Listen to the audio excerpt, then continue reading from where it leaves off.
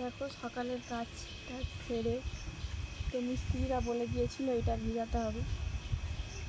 তো আমাদের বাড়ির কাজ অনেকটাই নয়, পুরোটাই কমপ্লিট হয়ে গেছে।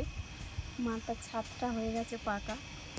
তো ওই দিনে দেখাতে পারি না, অনেক লোকজন খেয়েছিল, তো অনেক কাজের চাপ ছিল। এখনও শরীর খুব খারাপ, ভালো নয়, গা হাত পায়ে ব্যথা, তো ওই জন্যে দেখাতে পারিনি, অনেক লোকজন খেয়েছিল।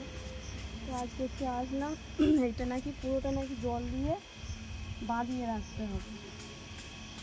তো এখন আপাতত এই পর্যন্ত জল হয়েছে, এখন এইগুলো সব বাকি, এইগুলো বাকি, জল নাকি বাঁধিয়ে রেখে দিতে হয়।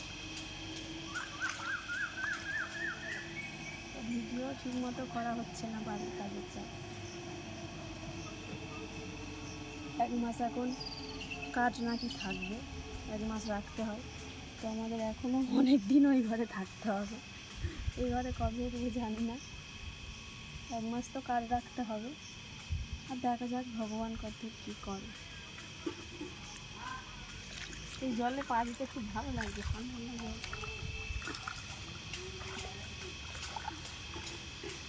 এর মধ্যে এইদিকে জলগুলো একটু গরম গরম, এইদিকে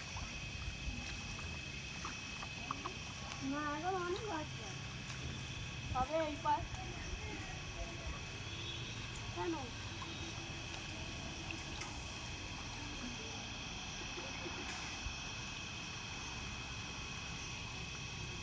এই পাশটা বাকি আছে, মদ ভেসে যাচ্ছে।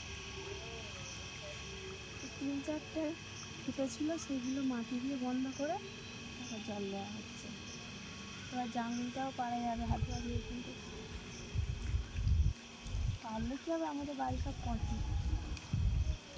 ছেলের 2 দিন স্কুলে পাঠানো হয়নি, বাড়ির লোকজন ছিল, কুটুম ছিল, ওই জন্য যায়নি। আজকের দিনটা যাবে, আবার নেই কালকে থেকে গরমের ছুটি, স্কুলে গেলেই ভালো থাকে, বাড়ি রোদে রোদে ঘুরবে। সিঁড়িতেও নাকি কাপড়